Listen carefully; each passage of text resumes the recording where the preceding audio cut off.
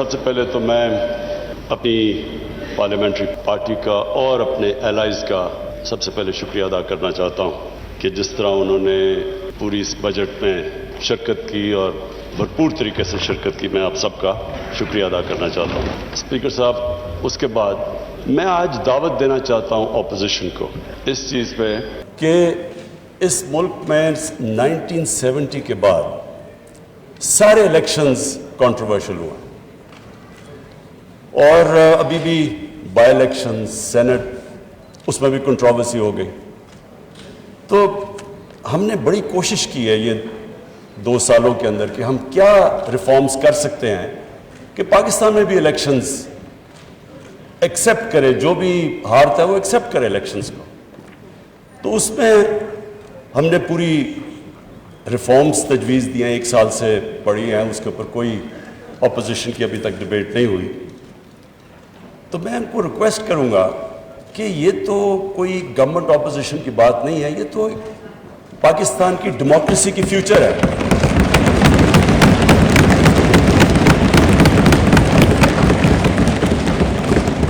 Speaker صاحب، کیونکہ میری 21 سال زندگی انٹرنیشنل کرکٹ میں گزری، تو میں صرف اپنے تجربے سے بتانا چاہتا ہوں کہ جب ہم کرکٹ کھیلتے تھے تو اپنے اپنے امپائر ملک کھڑے کرتے تھے، اور ہوتا کیا تھا کہ جو ہارنے والا ہے وہ ہار نہیں مانتا تھا.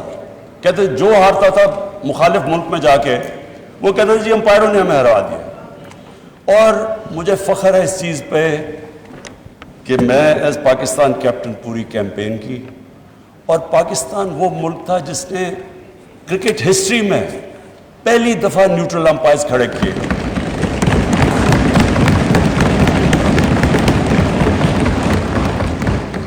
اور آج دنیا کی کرکٹ میں نیوٹرل امپائرز بھی ہیں، ٹیکنالوجی بھی ہے، اور جو ہارتا ہے وہ سب مان جاتے ہیں ہار. یعنی سارا جو کرکٹ کے اندر جو فیئرنس تھی وہ اس لیول پہ ہے کہ اب یہ ایشو ختم ہو گیا امپائرنگ کا. میں یہ ریکویسٹ کرتا ہوں کہ اب ٹائم آ گیا ہے کہ ہم بھی الیکشنز لڑیں اور کسی کو یہ فکر نہ ہو کہ جی مجھے کوئی دھاندلی سے ہرا دیا جائے گا.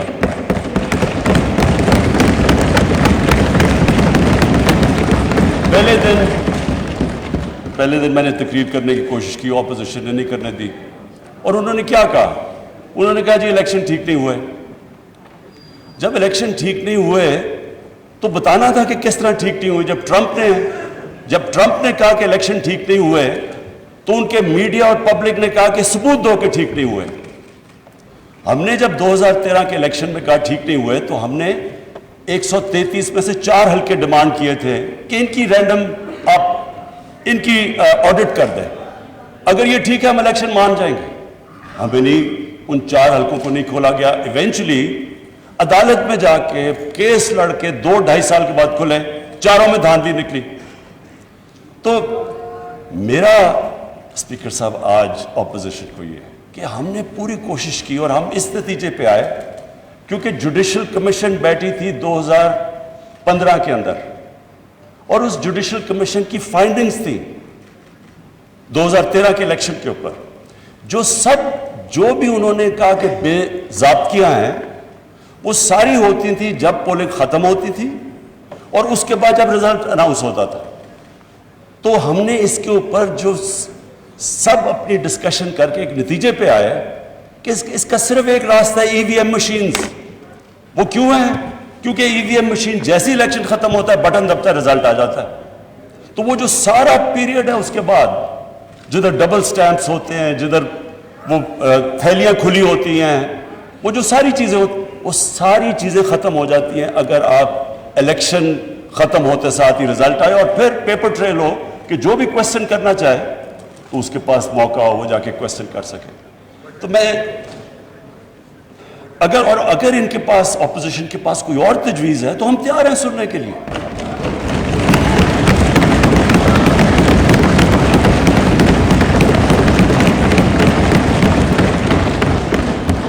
لیکن یہ تو کوئی ہر الیکشن اگر آج آپ کچھ اس پہ کوئی ریفارم نہیں کریں گے یہ تو پھر ہر الیکشن کے اندر یہی سلسلہ ہوگا، جس طرح بائی الیکشن، جس طرح سینٹ کے اندر.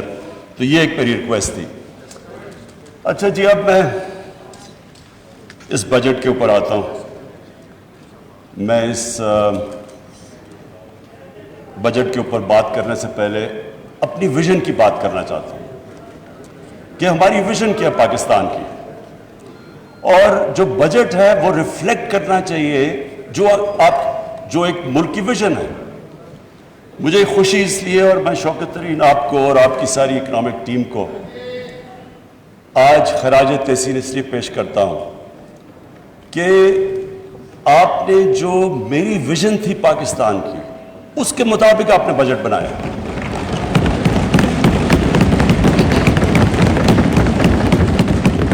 اسپیکر صاحب, جب ہم نے 25 سال پہلے تحریک انصاف کو اس کو شروع کیا پارٹی کو, تو ہماری جو موٹیویشن تھی, جو میری موٹیویشن تھی, وہ ایک ہی تھی جو کہ نظریہ پاکستان تھا. نظریہ پاکستان آبجیکٹو ریزولوشن کے اندر بڑا کلیئرلی ڈیفائنڈ ہے, اسلامی فلاحی ریاست.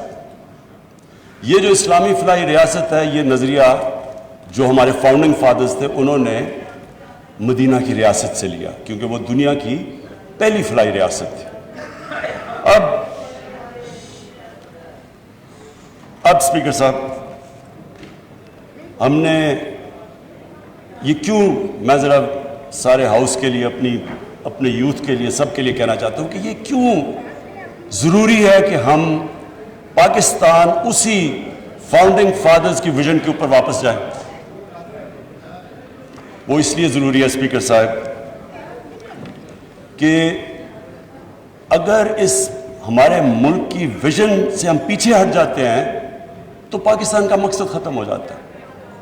پاکستان جب بنا تھا تو ہمیں یہ پتہ ہونا چاہیے کہ بہت زیادہ مسلمان ہندوستان میں رہ گئے تھے, لیکن انہوں نے بھی پاکستان کی حمایت کیوں کی تھی؟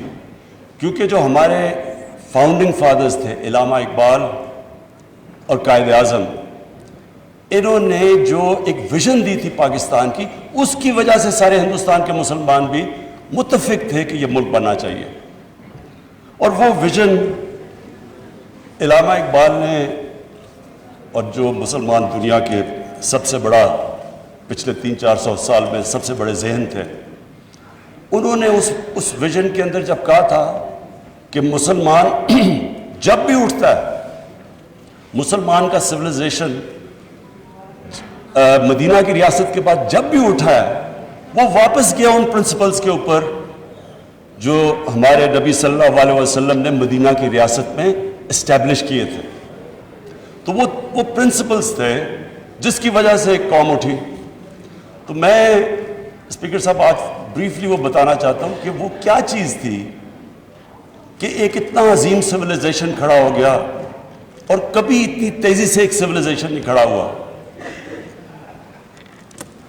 جب مدینہ پہنچے رسول اللہ, تو انہوں نے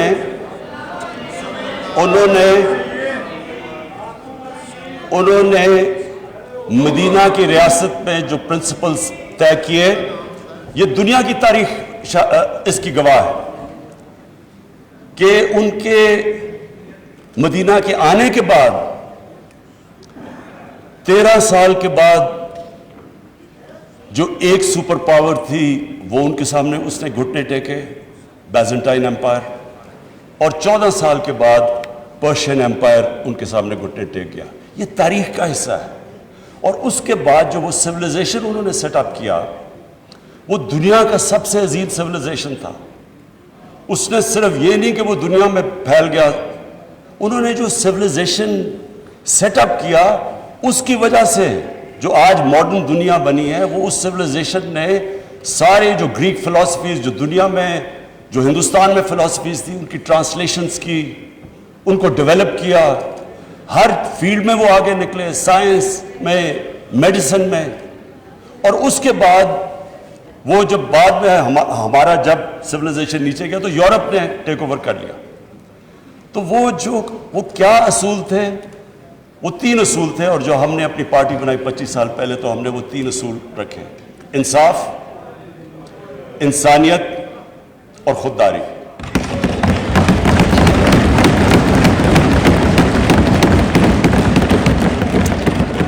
اور یہ تین ہماری ویژن سٹیٹمنٹ میں ہے کہ ہم یہ سمجھتے ہیں کہ جو ہمارا بجٹ ہے وہ ریفلیکٹ کرنا چاہیے یہ تین پرنسپلز. اس سے پہلے میں آج اپنی اکنامک ٹیم کو خراج تحسین پیش کرتا ہوں.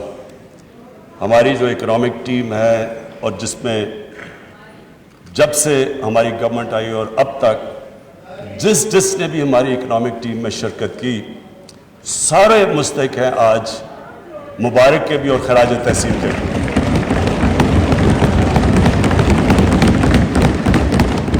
اس ہال میں ہمارے اسپیکرز نے سب نے بتایا کہ کس طرح کا پاکستان ہمیں ملا. جب ہماری گورنمنٹ آئی تو جو سب سے بڑے ہمیں پرابلم تھا وہ جو ٹرم استعمال کرتے ہیں کرنٹ اکاؤنٹ ڈیفیسٹ. جو کرنٹ اکاؤنٹ ہے وہ میں عام لوگوں کے لیے سمجھانے کے لیے کہ کرنٹ اکاؤنٹ کا مطلب یہ ہے کہ ملک میں ڈالرز کتنے آ رہے ہیں اور ملک سے باہر کتنے ڈالرز جا رہے ہیں. اس کا پاکستان کی تاریخ کا سب سے بڑا ڈیفیسٹ تھا. اس کا مطلب یہ کہ ہماری جو کرنسی تھی وہ خطرے میں تھی کیونکہ اتنا بڑا جب خسارہ تھا ڈالرز کی کمی تھی. ڈالرز کی کمی تھی تو ڈالرز نے اوپر جانا تھا, کرنسی نے ڈی ویلیو ہونا تھا. اس کے لیے جو سب سے بڑا ہمیں آتے ساتھ ہی سروائیول کا جو شروع میں پیریڈ تھا, ہم سب نئے تھے, ٹیم نئی تھی, تجربہ نہیں تھا, تو اس کے اندر اتنے بڑے کرائسس میں اس لیے اپنی ٹیم کو خراج تحسین پیش کرتا ہوں کہ ہم نے بڑے مشکل قدم اٹھائے اپنی اکانومی کو سٹیبلائز کرنے کے لیے. تکلیف دہ تھے اور اسپیکر صاحب وہ تکلیف دہ ایسے تھے کہ آپ ایک ملک اگر گھر کی مثال لے لیں, میں سب کے لیے ایک آسانی پیدا کرنا چاہتا ہوں کہ ہمارے سارے جو بھی آج دیکھ رہے ہیں سب کو سمجھ آ جائے کہ وہ کیا مشکل تھی پاکستان کو. ایک گھر مقروض ہو جاتا ہے, آمدنی اور خرچے میں بڑا خسارہ ہو جاتا ہے, کرایہ دار آ رہے ہیں, لوگ آ رہے ہیں پیسے مانگنے کے لیے, قرضے لیے ہوئے ہیں, تو وہ گھر کیا کرتا ہے؟ وہ صرف دو چیزیں کر سکتا ہے, اپنے خرچے کم کرتا ہے اور اپنی آمدنی بڑھانے کی کوشش کرتا ہے. تو جب وہ اپنے خرچے کم کرتا ہے تکلیف ہوتی ہے گھر کو. خرچے جب کم کرتا ہے, اگر آپ کے بچہ ایک اچھے اسکول میں جا رہا ہے اس کو آپ کو نکال کے دوسرے اس اسکول میں گورنمنٹ اسکول میں ڈالنا پڑتا ہے. اگر آپ کا گاڑی ہے تو موٹر سائیکل ہو, اگر موٹر سائیکل ہے تو سائیکل لینا پڑتا ہے. وہ ایک جو بھی ملک جو بھی گھر اس سچویشن میں ہوتا ہے اس کو اس مشکل وقت سے گزرنا پڑتا ہے جب تک اس کی آمدنی اوپر نہیں آتی. تو ہمارے لیے وہ مشکل فیصلے کرنے تھے, لوگوں کو تکلیف ہوئی, عوام بڑی مشکل سے گزری اور کئی ابھی بھی گزر رہے ہیں. لیکن اس کے علاوہ جب ایک ملک مقروض ہو جائے اور جب ایک ملک اس مشکل میں پڑ جائے, اس کے علاوہ دوسرا اور کوئی راستہ نہیں ہے اس کا. کوئی بھی ملک لے لیں, جب ترکی میں پرائم منسٹر تب اردوغان آئے تو ان کو بھی جب ترکی کو جو وہ بھی قرضے میں ڈوبے ہوئے تھے ان کو بھی IMF کے پاس جانا پڑا, لیکن وہ بھی 2-3 سال مشکل وقت سے گزرے. تو مجھے آج یہ خوشی ہے کہ ہماری اکنامک ٹیم نے جس طرح کے فیصلے کیے, جس طرح ہم وہ چیلنجز لیے اور جس طرح ان چیلنجز سے نکلے. ایک تو اکنامک چیلنج تھا, دنیا میں باہر گئے, پیسے اکٹھے کرنے کی پوری کوشش کی. میں آج پھر اپنے وہ ملکوں کا شکر گزار ہوں جس طرح UAE نے ہماری مدد کی, سعودی عربیہ نے ہماری مدد کی, چائنا نے ہماری مدد کی.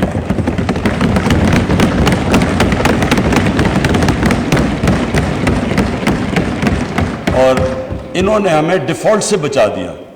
ڈیفالٹ کا بھی میں مطلب عام لوگوں کے لیے سمجھا دوں کہ ڈیفالٹ کا مطلب یہ ہوتا ہے کہ جب آپ اپنے لائبلٹیز آپ کے پاس پیسہ نہیں ہوتا لائبلٹیز دینے کا. جیسے ہی ایک ملک ڈیفالٹ کرتا ہے تو سب سے بڑا اس کے اوپر جو مسئلہ آتا ہے اس کی کرنسی پہ آتا ہے. تو جیسے جیسے آپ کی کرنسی گرتی ہے ملک میں مہنگائی بڑھ جاتی ہے, غربت بڑھ جاتی ہے, ساری انویسٹمنٹ رک جاتی ہے. تو ڈیفالٹ سے بچنے کے لیے ایک گورنمنٹس پوری کوشش کرتی ہے اور IMF کے پاس بھی اس لیے جاتی ہے.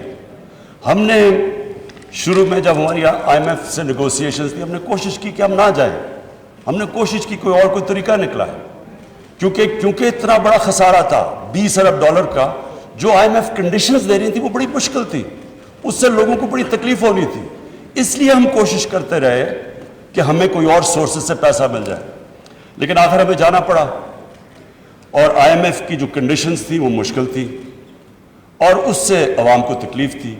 اب اس چیلنج سے نکل ہی رہے تھے، کرونا آ گیا، اور کرونا کے اندر ساری دنیا کے اندر جو اگر آپ دیکھیں کہ جو امپیکٹ پڑا ہے کرونا کا ان کی اکانومی کے اوپر، ساری دنیا کے اوپر امپیکٹ پڑا، تو ایک اکانومی جو پہلی تکلیف میں تھی اس کے اوپر سے کرونا آ گیا۔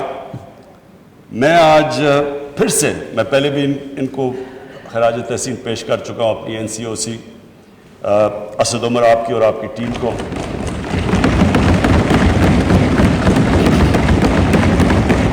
ڈاکٹر فیصل کو، اور اس میں پھر جتنی بھی کوآرڈینیشن تھی پاکستان آرمی، انہوں نے ہماری پوری مدد کی، ہم نے انٹیلیجنس پوری ان سے لی، جو بھی پھر ہم نے ہاٹ سپاٹس اور پھر ان کو لوگوں کو ٹریک اینڈ ٹریس، اور ڈاکٹر فیصل جس نے پوری ایکسپرٹ اوپینین ہمیں دیتا رہا کہ یہ دنیا میں یہ ہو رہا ہے تو آپ کو یہ جو بھی قدم ہمیں اٹھانے چاہیے، تو اس سے میں آج ہم سارے پاکستانی، ہم وہ خوش قسمت قوم ہے، اگر آپ ارد گرد دیکھیں، ایران میں دیکھیں بدقسمتی سے، ابھی افغانستان دیکھیں، ہندوستان دیکھیں، آج انڈونیزیا میں جو ہو رہا ہے، تو ساری، اور بنگلہ دیش میں جو صورتحال ہے، لاک ڈاؤنز لگا دی ہیں، اس کے مقابلے میں اللہ کا میں خاص طور پہ، کیونکہ اللہ نے، ہم انسان تو ایک سٹیج تک جا سکتا ہے، اس کے بعد تو اوپر والے کے اوپر چھوڑ دیتا ہے، اور اس نے ہمیں بچا لیا، ہم جس طرح نکلے اس سے،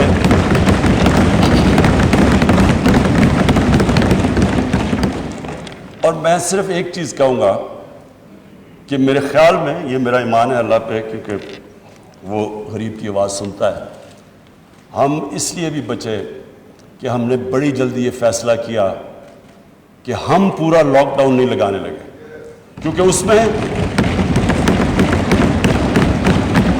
اسپیکر صاحب ساری دنیا کا تجربہ ہے، فیکٹ سامنے آ گئے ہیں، لاک ڈاؤن سے جو غریب ہے، جو نچلا طبقہ ہے، وہ پس جاتا ہے۔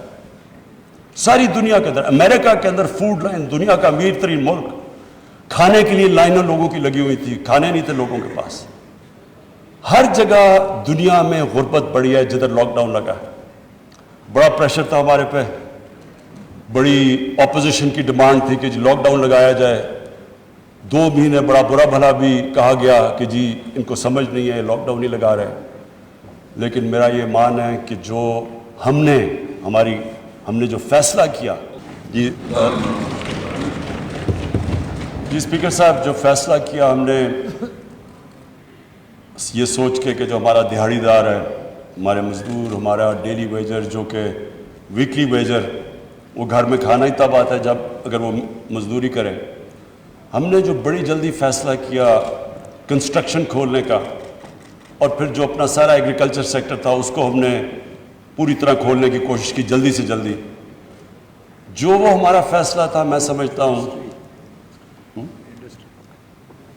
اور ایکسپورٹ انڈسٹری ہم نے جو کھولنے کی کوشش کی اور جلدی، میرے خیال میں جو ہم نے وہ فیصلے کیے، اور پھر ہمارا اسٹیٹ بینک نے زبردست انسینٹیوائز کیا، انہوں نے پوری مدد کی انڈسٹری کی، ہم نے اسمال اور میڈیم انڈسٹری کی مدد کی، ہم نے بجلی میں ان کو جو ہم نے ان کی مدد کی، اور پھر ہمارا جو احساس پروگرام تھا جس میں 1,20,00,000 لوگوں کو صاف اور شفاف طریقے سے جلدی ہم نے ان کو پیسے دلوائے، جو کہ آج ورلڈ بینک ساری دنیا میں ملکوں میں نمبر 4 پہ احساس پروگرام کی افیکٹونیس، 1.5 کروڑ خاندان، ہاں سوری میں یہ کلیئر کر دوں، 1.5 کروڑ خاندان کو پیسے دیے، سو اس کو ملٹیپلائی کریں 6-7 سے، تو اسپیکر صاحب ہم اس سے اللہ کا شکر ہے بہترین طریقے سے نکل گئے، اکانومی بھی ہم نے اپنے بچا لی، اور کیونکہ ہم نے بڑے فوکس طریقے سے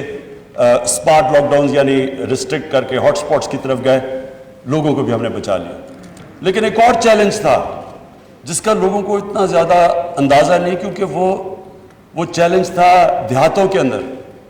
لوکسٹ اٹیک ہو گیا. لوکسٹ کا ایک وقت پہ اتنا زیادہ خطرہ تھا, ادھر بھی ہم نے کمانڈ اینڈ کنٹرول سینٹر بنایا. انہوں نے باقاعدہ فخر امام فوڈ سیکیورٹی سے انہوں نے جا کے اس کو سپروائز کیا. اس میں بھی سب انوالوڈ تھے, جس طرح ہماری NCOC تھی.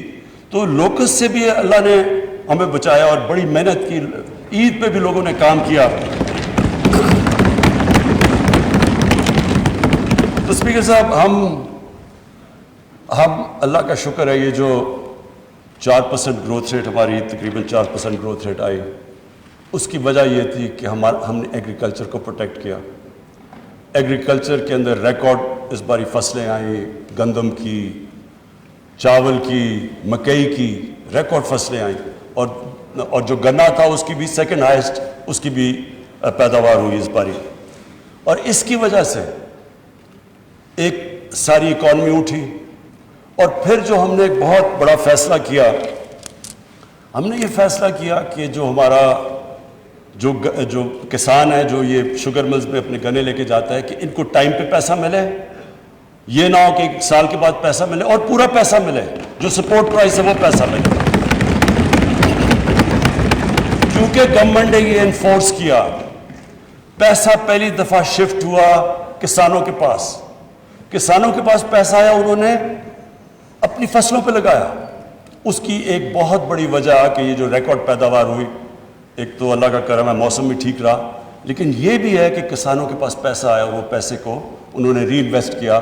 اور یہ اس سے ظاہر ہوتا ہے کہ اگر ہم اپنے ایگریکلچر کے اوپر, اور جو میں ابھی آگے آپ کو بتاؤں گا, کہ یہ ایک بہت بڑی جلدی ریزلٹس آ سکتے ہیں, جو بدقسمتی سے ہم نے اپنے ایگریکلچر پہ سالوں سے توجہ نہیں دی. یہ ایک سیکٹر ہے کہ اگر ہم اپنے کسان کا دھیان رکھ لیں تو یہ آپ کے سامنے ہے. ابھی بھی یہ جو ریکارڈ پیداوار آپ کے سامنے ہے. پھر ہماری ایکسپورٹ انڈسٹری, اس کو انسینٹیوائز کیا. اور مجھے بڑی خوشی ہے کہ یہ اس ایک سال کے اندر 17% ہماری ایکسپورٹس بڑھی.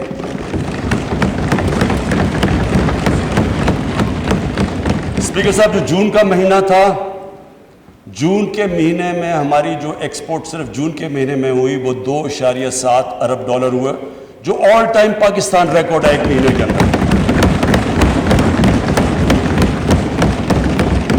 اور پھر ہم نے جو اپنی کنسٹرکشن انڈسٹری کو انسینٹیوائز کیا, جو رکاوٹیں تھیں وہ دور کی. ہم نے باقاعدہ جو کنسٹرکشن انڈسٹری کے اندر لوگ تھے ان سے مذاکرات کر کے ہم نے ہر کوشش کی کہ ان کو انسینٹیوز دیے جائیں. کیونکہ جب کنسٹرکشن انڈسٹری چلتی ہے تو اس کے ساتھ, اور خاص طور پہ ہاؤسنگ, تو جتنے 30 انڈسٹریز ریلیٹڈ ہیں وہ ساری چلنی شروع ہو جاتی ہیں. تو اس کی بھی وجہ سے یہ جو گروتھ ریٹ ہماری بڑی آخر میں, یہ اللہ کا کرم تھا. اب آگے میں فیوچر میں بتا دوں, اس کے بعد واپس جاتا ہوں اپنی ویژن کے اوپر. دیکھیں فیوچر میں ہم بڑے کلیئر ہیں کہ اب پاکستان کا ڈائریکشن کیا ہے. ہماری جو گروتھ ہوگی وہ ایکسپورٹ لیڈ. ایکسپورٹس کے اوپر اب ہم پوری توجہ دے رہے ہیں. اور ابھی جو ہماری جو امپورٹس بڑھی ہیں اس کی ایک بہت بڑی وجہ یہ ہے کہ ایکسپورٹس کے لیے مشینری امپورٹ کی جا رہی ہے. اور یہ ٹائم لیگ کے ساتھ انشاءاللہ آپ دیکھیں گے کہ ہم پاکستان کی ریکارڈ ایکسپورٹس پہ پہنچ جائیں گے. دوسری چیز ہمارا ایگریکلچر سیکٹر, ایگریکلچر سیکٹر کے علاوہ جو میں انڈسٹری کے ایک اور بات کر دوں کہ اسمال اور میڈیم کے اوپر ہم اصل توجہ دے رہے ہیں. پہلے لارج اسکیل مینوفیکچرنگ کے اندر ہماری 9% گروتھ ریٹ ہوئی ہے. اسمال اور میڈیم کے اوپر پرابلم یہ ہے کہ ان کو بینکس قرضے نہیں دیتے.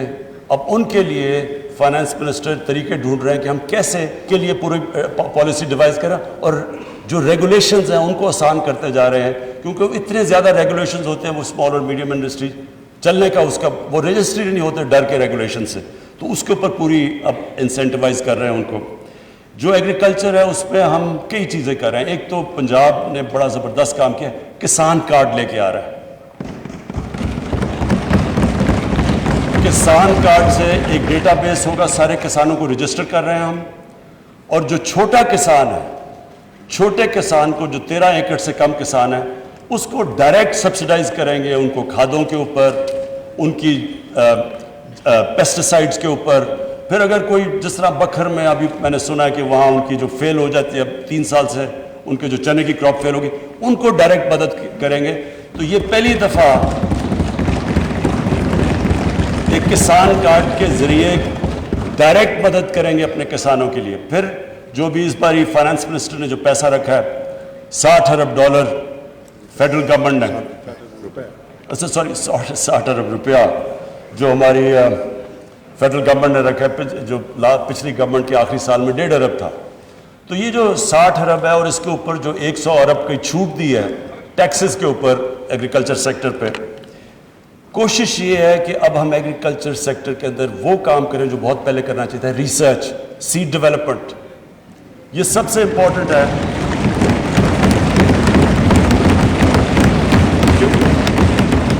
کیونکہ ہماری پروڈکٹیوٹی اگر آپ دوسری دنیا کے ملکوں سے دیکھیں تو پاکستان تقریباً سب سے کم پروڈکٹیوٹی ہے ہماری.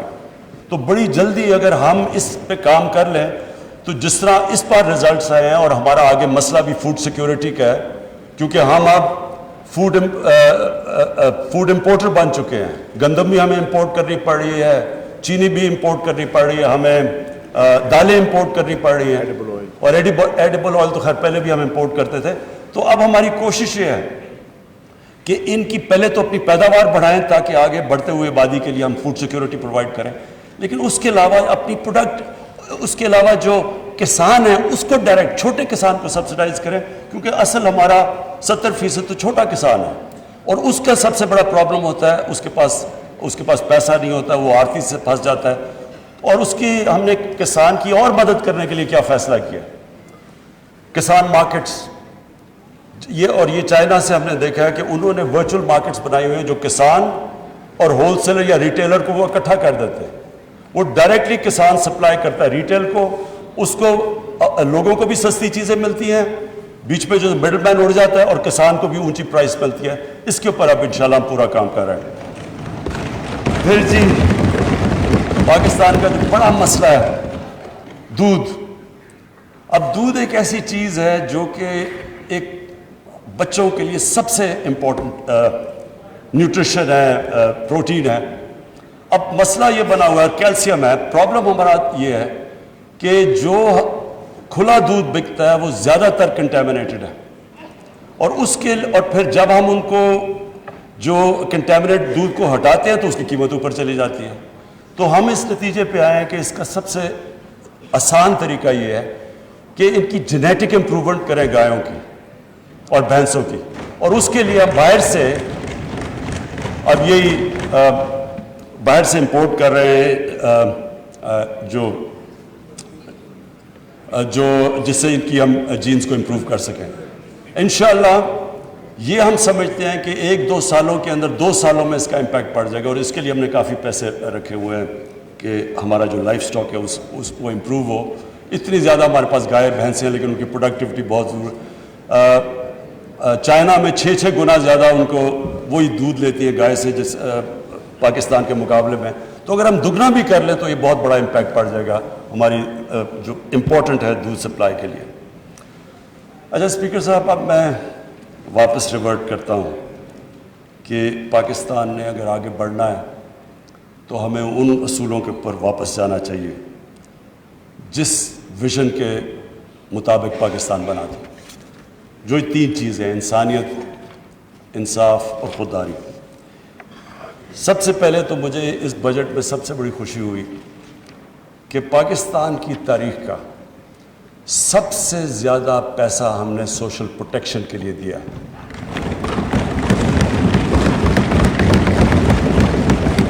ہماری تاریخ میں کبھی اس کے قریب بھی ریسورسز کبھی بھی نچلے طبقے کو اوپر اٹھانے کے لیے نہیں کیا. جو مدینہ کی ریاست میں جو اصول رکھا گیا تھا, پیسے نہیں تھے ابھی ان کے پاس. شروع میں مدینہ میں مسلمان بڑے غریب تھے, لیکن رسول اللہ نے, نبی صلی اللہ علیہ وسلم نے شروع میں ہی کہہ دیا کہ ہماری سب سے بڑی کوشش ہوگی کہ جو کمزور طبقہ ہے, جو بیوہ ہیں, جو یتیم ہیں, جو معذور ہیں, غریب ہیں, ان کو ریاست نے ان کی ذمہ داری لی تھی. یہ پہلی دفعہ دنیا میں ایک ویلفیئر اسٹیٹ بنی تھی. تو پاکستان شروع سے ہی ہمیں جس طرف جانا چاہیے تھا ہم نہیں گئے, ہم دوسری طرف چلے گئے. ہم نے کہا پہلے پیسہ آئے گا پھر ویلفیئر اسٹیٹ بنے گی, کہ جو اوپر سے جو वर्ड यूज किया जाता है ट्रिकल डाउन इफेक्ट होगा।